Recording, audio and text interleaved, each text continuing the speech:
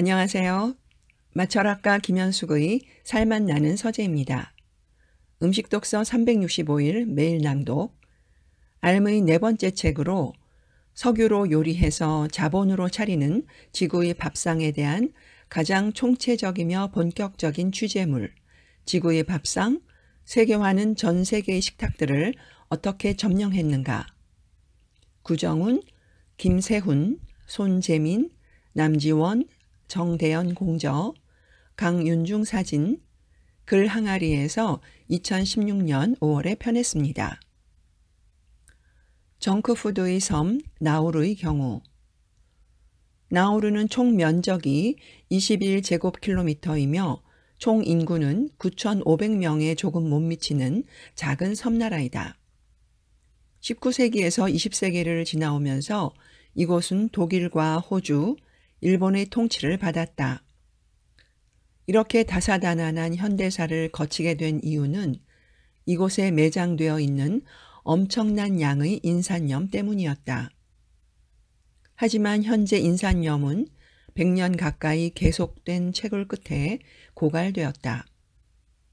이로 인해 나우루의 국가 경제는 붕괴되었고 지금은 해외 원조에 의존하고 있다. 나우루가 정크푸드의 섬이 된 것도 이 때문이다. 외국산 인스턴트 식품이 쏟아져 들어오면서 전통 먹거리 시장은 몰락했다. 사방이 바다로 에워싸여 있으나 어업은 무너졌다. 이곳 사람들은 더 이상 고기를 잡지도 채소를 키우지도 않는다. 국민 중 90%는 비만과 과체중에 시달리고 있으며 성인의 대부분이 당뇨병을 앓고 있다. 경제 전문가들은 나우루의 현재 상황이 지구의 미래를 극단적으로 보여준다고 말한다.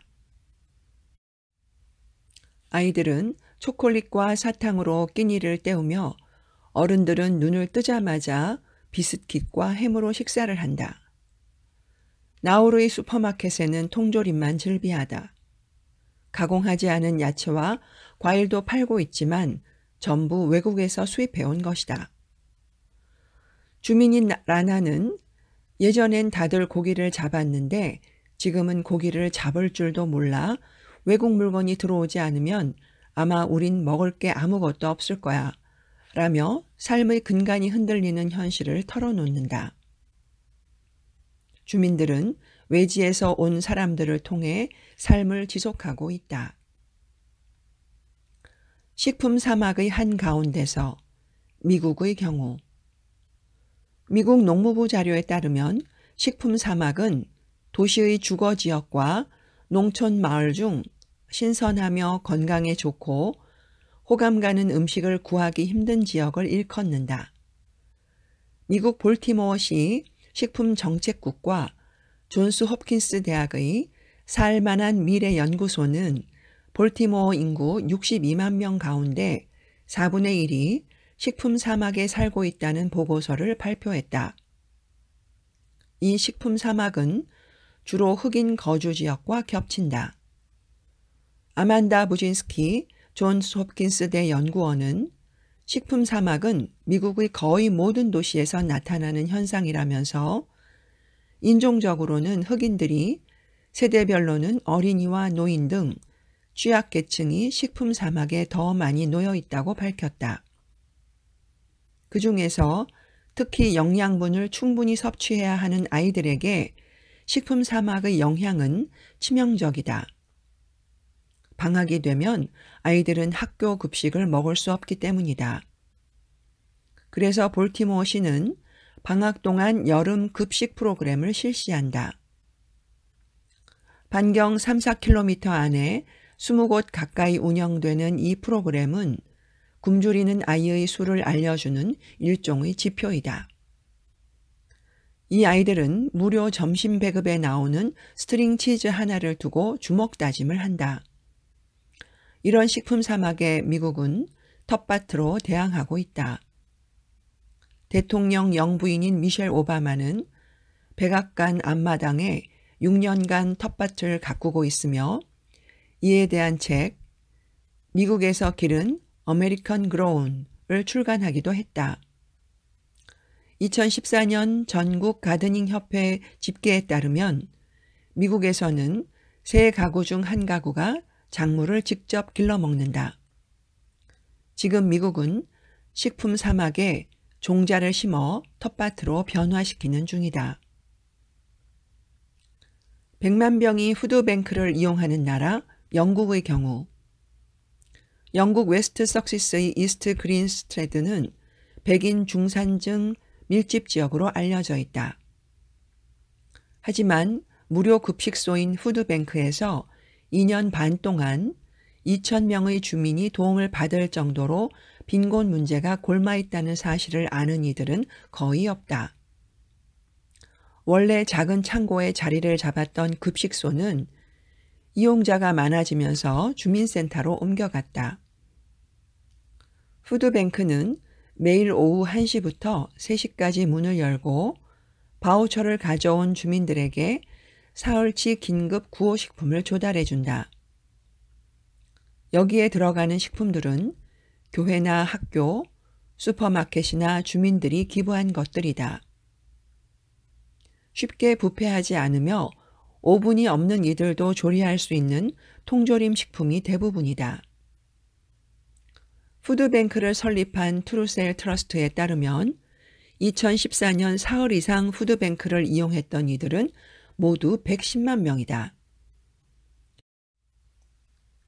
이는 곧 푸드뱅크가 없으면 당장 배를 고른 사람이 100만 명이라는 소리다. 이 중 3분의 1 이상이 어린이다. 영국의 빈부격차는 마거릿 대처가 총리로 재임했던 1979년부터 심해졌으며 2009년 세계 금융위기를 거치면서 정점에 다다랐다. 옥스포드대 연구팀에 따르면 1980년부터 2010년 사이에 런던의 중산층은 43%가 줄어든 대신 빈곤층과 부유층은 각각 80% 늘었다고 한다. 이런 양극화 현상의 형태를 시각적으로 확인해 볼 수 있는 곳이 슈퍼마켓이다. 몇 년 전부터 영국에서는 저가형 슈퍼마켓과 고급형 슈퍼마켓이 동시에 성장하고 있다. 그러나 이 두 종류의 슈퍼마켓에서 구비해 놓는 상품에는 큰 차이가 있다. 저가형 슈퍼마켓은 싸고 양 많은 벌크 상품을 대량으로 갖춘 대신 신선식품은 거의 없다.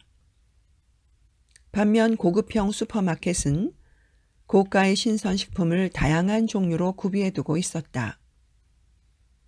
고급형 슈퍼마켓으로 대표되는 영국의 유기농 열풍은 음식의 질에 대한 관심에서 비롯됐지만 사실상 유기농은 계급과 계층을 가르는 하나의 브랜드가 되고 말았다. 유기농의 유토피아 쿠바의 경우 산업화된 유기농 시장의 돌파구는 의외로 쿠바에서 찾을 수 있다. 쿠바의 경제 상황은 좋지 않지만 아이러니하게도 농민 시장에서 구할 수 있는 식재료는 대부분 유기농 작물이다. 쿠바에서 전체적으로 소비되는 식재료 가운데 수입품이 차지하는 비율은 20에서 30%다. 나머지 70에서 80%는 자체 생산되는 유기농 제품이다. 쿠바는 모든 식재료를 수입하는 나우루의 반대편에 서 있는 곳이라고 할 수 있다. 미국이나 영국 등의 유기농 열풍이 건강에 대한 관심에서 비롯된 것과 달리 쿠바의 유기농 정책은 생사의 기로에서 살아남기 위해 생겨났다. 쿠바는 1959년부터 30여 년간 소련의 원조를 받았다. 쿠바 경제에서 소련과의 교역이 차지하는 비율은 85%나 되었다.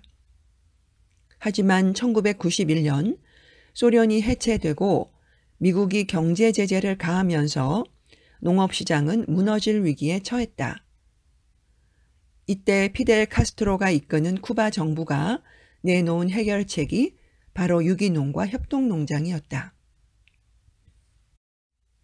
탈냉전의 끝에서 시작된 쿠바의 유기농업은 쿠바 모델이라는 먹거리 체계의 새로운 패러다임을 제시한다.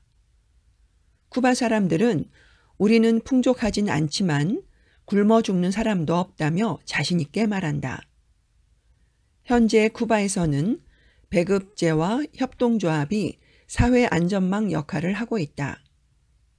이에 지방 분권화와 탈산업화가 완벽하게 이루어져 있는 농업구조가 결합하여 결론적으로 먹거리 완벽한 자급을 이뤄낸 것이다.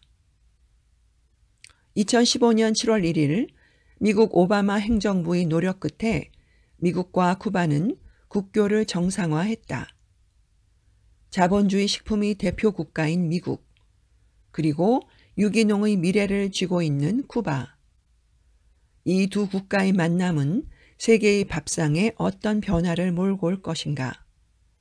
지금 세계는 쿠바의 행보를, 그리고 자급적 유기농업의 행보를 주목하고 있다.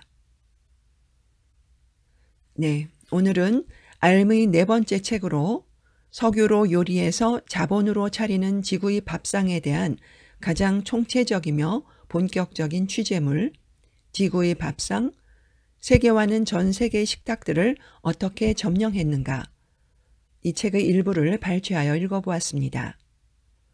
오늘도 살맛 나는 세상, 몸, 마음, 맛, 멋, 알의 오방의 기쁨 가득 행복한 하루 되시기 진심으로 기원합니다. 감사합니다.